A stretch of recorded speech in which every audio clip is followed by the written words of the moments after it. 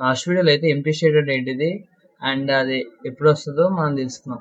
కానీ ఈ రోజు దాన్ని ఎలా హ్యాండిల్ చేయాలో చూపిస్తాను. Welcome to day 58 of my Flutter developer journey.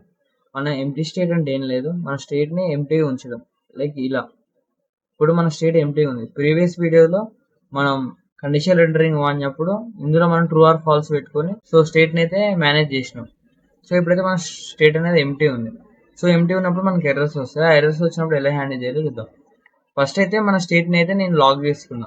అంటే మన స్టేట్లో ఏముందో మనం లాగ్ చేసుకున్నప్పుడు తెలుస్తుంది. సో దాన్ని బట్టి మనం హ్యాండిల్ చేయొచ్చు. మనకి స్టేట్ ఎప్పుడు ఏమిటి ఉండదు. అంటే మనం ఏబిఐ కాల్స్ చేసినప్పుడు మనకి ప్రతిసారి రెస్పాన్స్ అవ్వాలని ఏం లేదు. అప్పుడప్పుడు సర్వర్ క్రాష్ అయినప్పుడు మనకి వేరే రెస్పాన్స్ వస్తుంది. సో ఆ రెస్పాన్స్ వచ్చినప్పుడు లైక్ ఇట్లా అన్డెఫైన్ అట్లా రెస్పాన్స్ వచ్చినప్పుడు మనం ఇట్లా హ్యాండిల్ చేస్తాం. ఇప్పుడు మన స్టేట్ ఎంప్టీ ఉంది కాబట్టి మనకి అవుట్పుట్ అయితే అన్డిఫైన్ వచ్చింది మన కన్సోల్ లాగ్ చేసినప్పుడు.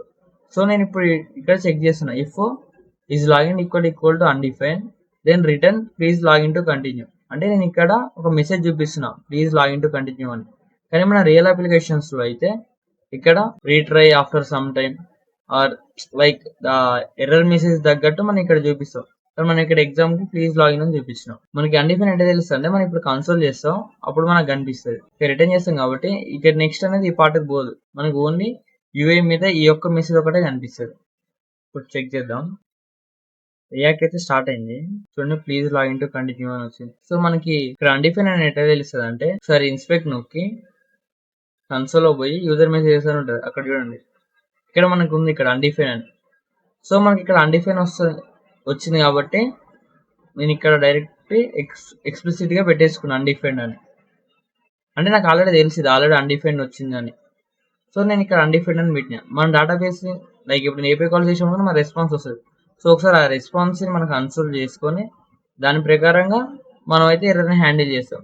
సో ఇక్కడ అన్డిఫైన్ వచ్చింది కాబట్టి మనం యూఎంఈకి ఇది రిటర్న్ చేసినాం ప్లీజ్ లాగిన్ టు కంటిన్యూ అని. సో ఇట్లా మనకి స్టేట్ ఎంప్టీ ఉన్నప్పుడు మనం ఇలా హ్యాండిల్ చేస్తాం యాప్ క్రాష్ కాకుండా. నెక్స్ట్ వీడియో ఇలాంటి ఎర్రర్స్ వచ్చినప్పుడు మనం ఎలా హ్యాండిల్ చేస్తాం అండ్ అసలు రియాక్ట్లో ఏమేమి ఎర్రర్స్ వస్తాయి బిగినింగ్ స్టేజ్లో అని ఏమేమి వస్తాయో షేర్ చేస్తాం. This is day 58 of my journey. Follow and subscribe for the next part. By.